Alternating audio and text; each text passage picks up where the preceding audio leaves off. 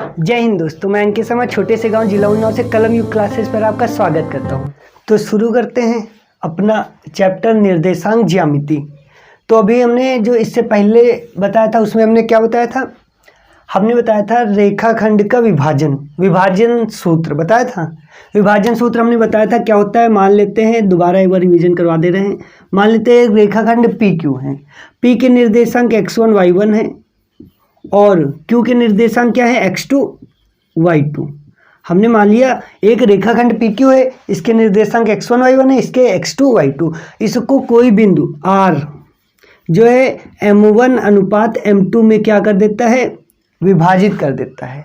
तो R के निर्देशांक ज्ञात कीजिए। तो क्या करना होता है? R के निर्देशांक ज्ञात कीजिए। तो वो हमने मान लिया एक्स वाई है। तो इनसे रिलेटेड सूत्र हमने बताया था और अच्छे से उसको याद कर लेना है। सूत्र अगर आपको नहीं याद होगा तो क्वेश्चन नहीं आएगा। और इससे संबंधित बहुत सरल क्वेश्चन पूछा जाता है, केवल सूत्र याद होना चाहिए। तो देखो सूत्र क्या होता है, जब हम x के निर्देशांक निकालेंगे तो x के निकालेंगे तो x आएगा, y के निकालेंगे तो y आएगा। अब देखो कैसे करेंगे, m1 या फिर यहाँ पे m2 कर दो। जहाँ पे ये ध्यान रखना, अगर m2 करोगे तो x1 होगा, अगर m1 करोगे तो x2 होगा। बस इतना ध्यान रखना है। अगर m2 किया है तो x1 होगा प्लस m1 x2 हो जाएगा। आया समझ में? और बट्टे में क्या होगा? m1 प्लस m2, ये x का निकल आया। और जब y का निकालोगे तो सेम यही y का होगा, m2 y1 plus m1 y2 बट्टे m1 प्लस m2। अब जरूरी नहीं चाहे इसको पहले लिखो चाहे इसको, बीच में तो प्लस ही लिखा है, लेकिन ये अंतः विभाजित करते हैं तब लगेगा। ठीक है, अगर क्वेश्चन में लिख के आ जाता है बाह्य विभाजित करते हैं तो यहाँ माइनस की जगह क्या हो जाएगा? ये प्लस की जगह क्या हो जाएगा? माइनस। कब? जब बाह्य विभाजित करते हैं। तो समझ में आ गया होगा अच्छे से। अब जो है आते हैं हम किस पर? इनके मध्य बिंदु के निर्देशांक। विभाजन सूत्र अच्छे से समझ में आ गया होगा। अब आते हैं मध्य बिंदु के निर्देशांक, और इसको भी अच्छे से समझ लेना। इससे रिलेटेड जो क्वेश्चन आते हैं वो भी सरल से होते हैं और बहुत जल्दी हल भी कर लोगे। अब देखो, जैसे कि एक रेखाखंड, सेम क्वेश्चन है, एक रेखाखंड क्या है? पी क्यू है। पी क्यू है, इसके निर्देशांक हम मान लेते हैं x1 y1 है और इसके निर्देशांक क्या है? x2 y2। इसको एक कोई बिंदु जो है R 1:1 में विभाजित कर रहा है। यहाँ पे ध्यान दो, 1:1 मतलब बराबर भागों में। आया समझ में? तो जब बराबर भागों में विभाजित कर रहा है इसका मतलब ये बीच में होगा, और जब बीच में होगा तो हम मान लेते हैं इसके निर्देशांक x और y हैं। तो ध्यान रखना, जब मध्य बिंदु के निर्देशांक कभी भी पूछे तो तुमको क्या करना है? हम मान लेते हैं R में जो है x निकालते हैं, मध्य बिंदु x और y अगर दोनों भी निकालना तब भी निकाल सकते हो, लेकिन हम केवल क्या करते हैं, पहले x बताते हैं। तो x जब निकालोगे तो बस करना क्या? x1 प्लस x2 बट्टे 2। और जब y निकालोगे तो क्या हो जाएगा? y1 प्लस y2 बट्टे 2। आया समझ में? अब अगर ये अच्छे से देखो, मध्य बिंदु के निर्देशांक, ये कहा है कि सूत्र है मध्य बिंदु के निर्देशांक।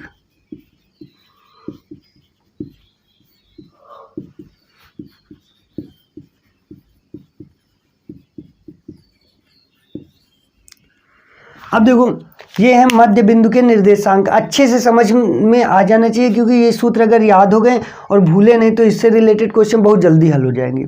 अब देखो, इससे जो संबंधित क्वेश्चन है बहुत ज़्यादा कई बार बोर्ड में पूछा गया है।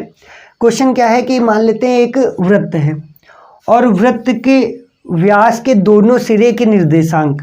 मान लेते हैं कोई वृत्त है, अब क्वेश्चन में तो डायरेक्ट दे दिया जाता है। अब इसका मान लो ये व्यास है, यहाँ पे ये क्या है? केंद्र। ठीक है, मान लेते हैं इस जो ये सिरा है इसको A और इसको क्या मान लेते हैं? B। A के निर्देशांक क्या दे दिए? 3,4 और B के निर्देशांक क्या दे दिए? 5,6। ये मान लेते दे दिए। तो क्वेश्चन में पूछ लिया जाएगा कि वृत्त के केंद्र के निर्देशांक ज्ञात कीजिए, या फिर वृत्त की त्रिज्या ज्ञात कीजिए। अब देखो, जब तक हमको वृत्त के केंद्र के निर्देशांक नहीं पता होंगे तब तक हम त्रिज्या नहीं निकाल सकते। हाँ, या तो एक तरीका है, A से B तक क्या करेंगे? दूरी निकालेंगे, और दूरी जब निकालेंगे तो वो हमें क्या पता चल जाएगा? व्यास। और जब व्यास पता चल जाएगा आधा कर लेंगे। तो केंद्र के निर्देशांक कैसे ज्ञात करेंगे? तो हमेशा ध्यान रखना, देखो केंद्र तो जो होगा वो कहाँ होगा? मध्य में होगा। मध्यम होगा। तो यहाँ से हम निकाल सकते हैं मध्य बिंदु के निर्देशांक सूत्र से। इसको हम क्या मानेंगे, x1 y1, ये क्या मानेंगे x2 y2। तो बस हम इसके निर्देशांक निकालेंगे तो x बराबर x1 प्लस x2 मतलब 3 प्लस 5/2 कितना हो जाएगा 8/2। तो इसका निर्देशांक x कितना आ गया 4। अब देखो y का जब निकालेंगे तो 4 प्लस 6/2, काट यहाँ जोड़ के काट देते हैं 10/2 कितना आ गया 5। दूसरा कितना आ गया 5। तो यहाँ देखो इसके मध्य बिंदु के या केंद्र के निर्देशांक क्या आ गए 4,5। तो मध्य बिंदु का सूत्र याद हो गया ना, क्या होता है x बराबर x1 प्लस x2/2 और y बराबर y1 प्लस y2/2। तो अब ये अगर समझ में आ गया तो अब आते हैं दूसरे टाइप पर, और दूसरा टाइप है संरेखी या फिर त्रिभुज का क्षेत्रफल। तो हम अब जो है त्रिभुज का क्षेत्रफल बताते हैं, कैसे निकालेंगे त्रिभुज का क्षेत्रफल। तो उससे पहले हम क्या करते हैं सूत्र बता देते हैं त्रिभुज के क्षेत्रफल का क्या होता है। अब देखो त्रिभुज के क्षेत्रफल का सूत्र तुमको केवल याद करना है, क्योंकि क्वेश्चन जो है उसी से आता है सीधा, केवल सूत्र में मान रखना होता है। तो देखो क्या होता है, त्रिभुज का क्षेत्रफल याद है कि नहीं, याद है 1/2 से क्या होता है 1/2 से शुरुआत होती है ना, 1/2 शुरुआत होती है, आगे 1/2। अब देखो यहाँ ध्यान कैसे रखना, 1/2 लिख दिया जैसे। अब x1 यहाँ जब 1 आ गया तो इसके अंदर जो ब्रैकेट में y रहेगा तो y2 माइनस y3। अब देखो x1 हो गया। अब देखो इसके बाद क्या आएगा x2। अब यहाँ y3 से करेंगे तो y3 माइनस y1, 3 के बाद 1 ही तो आएगा, और प्लस x2 के बाद x3। अब यहाँ देखो y1 माइनस y2 दिखाई दे रहा है पूरा, पूरा आ रहा है ना, ठीक। अब देखो अच्छे समझ में आ गया ना, त्रिभुज का क्षेत्रफल बराबर क्या होता है 1/2 x1 y2 माइनस y3। अब देखो 1 2 3 फिर 2 3 1 फिर 3 1 2, ऐसे याद रखो चाहे, या फिर ये ध्यान रखो ब्रैकेट के जो बाहर होगा x1 plus x2 plus x3, अंदर क्या होगा y2 माइनस y3। अब 3 के बाद क्या आ जाएगा -1 और -1 के बाद क्या आ जाएगा 2 आ जाएगा। तो इसको बहुत अच्छे से याद कर लेना, क्योंकि इसी से तुम अगर ये याद कर लोगे तो संरेखी भी हो जाएगा। संरेखी क्या होता है, पूरा सूत्र ऐसे ही रहेगा और बराबर क्या हो जाएगा 0 लिखोगे। अगर ये देखो ये है त्रिभुज का सूत्र, अभी दोनों से रिलेटेड सवाल भी करवा देंगे, इससे रिलेटेड तो जरूर करवाएंगे। देखो अब क्या है, ये त्रिभुज का क्षेत्रफल है। अगर क्वेश्चन में संरेखी आ जाए तो क्या लिखोगे, यदि संरेखी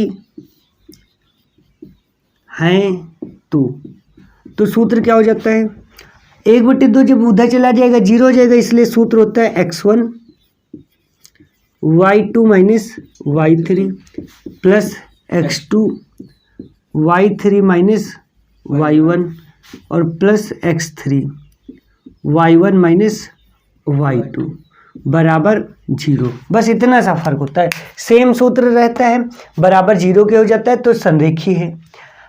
यहाँ पे भी मान रख देंगे और आंसर आ जाएगा, और यहाँ पे भी मान रख के आंसर निकाल सकते हैं। तो उम्मीद करते हैं ये सूत्र आपको अच्छे से समझ में आ गया होगा और याद भी हो गया होगा। याद हो गया कि नहीं हो गया, ठीक है। तो अब इससे रिलेटेड एक क्वेश्चन करवा देते हैं।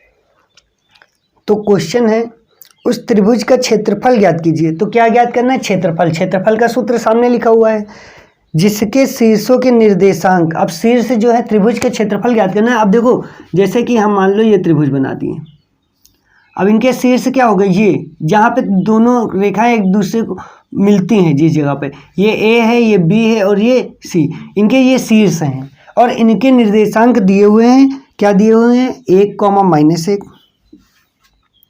-4, -6, -3, -5। एक बार दोबारा देख लेते हैं, 1, -1, -4, -6, -3, -5। यहाँ इसलिए बता रहे हैं क्योंकि अगर ये गलत लिख गया और सही से मान नहीं रखा तो आंसर आ ही नहीं सकता है। अब देखो इसके ये निर्देशांक हैं त्रिभुज के, मान लेते हैं ए बी और ये सी। अब देखो हमको क्या ज्ञात करना है, क्षेत्रफल। तो सबसे पहले हम क्या करेंगे, x1 y1 x2 y2 सब निकाल लेंगे। तो देखो इनको अलग लिख लेना, हम यहाँ लिख देते हैं, लेकिन तुमको क्या करना है x1 बराबर लिखना है x2 बराबर, ठीक है। तो देखो ये क्या है x1, ये क्या है y1, x1 x2 नहीं मानना है, x1 y1 x2 y2 और ये x3 और y3। ये हमने सबके मान हमें पता चल गए। अब सूत्र देखो लिखा हुआ है, बार बार नहीं लिखते हैं, डायरेक्ट क्या कर देते हैं, मान रख देते हैं। तो यहाँ पे क्या करेंगे, 1/2 ब्रैकेट के अंदर, ये पूरा एक ब्रैकेट में रहेगा, x1। अब x1 कितना है, 1, y2 माइनस y3, y2 कितना है, y2 है -4, y2 कितना है, 6, y2 से माइनस y3 कितना है, माइनस के 5। ये हमने लिख दिया। अब देखो प्लस x2 कितना है, माइनस के 4, और ब्रैकेट के अंदर y3 माइनस के 5, और माइनस y1 कितना है, माइनस के 1। ये हो गया। प्लस x3 कितना है, माइनस के 3, और y1 माइनस y2 हो गया, तो y1 माइनस का 1, और y2 कितना हो जाएगा, प्लस के माइनस के, प्लस सूत्र वाला माइनस लग जाएगा। ठीक है। अब देखो यहाँ पे ब्रैकेट बंद कर देते हैं, अब हल कर देते हैं। तो यहाँ देखो 1/2 ही आएगा, यहाँ 1 से गुणा होगा 1 ही आएगा, यहाँ माइनस माइनस प्लस हो जाएगा, 6 और 5 11, और 1 से जब गुणा करेंगे तो 1 आ जाएगा, समझ में आ गया।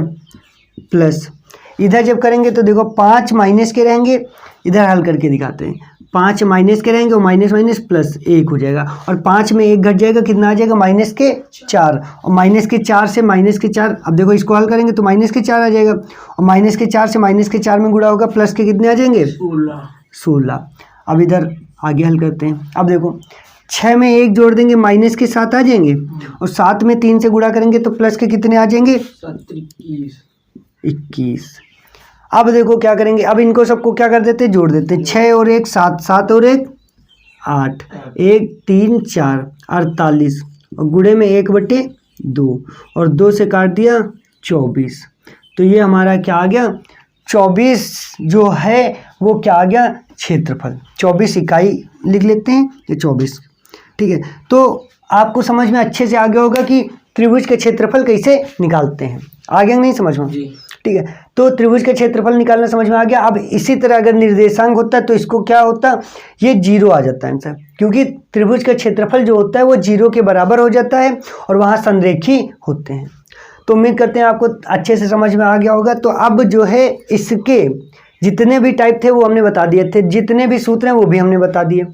इसके कुछ वो जो क्वेश्चंस हैं, इंपॉर्टेंट क्वेश्चन जो कि बोर्ड में पूछे गए हैं, ठीक है, तो उनको जो है अब आगे वीडियो में बता देंगे या फिर और कभी बता देंगे। ठीक है। अब मिलते हैं नेक्स्ट वीडियो में नेक्स्ट चैप्टर के।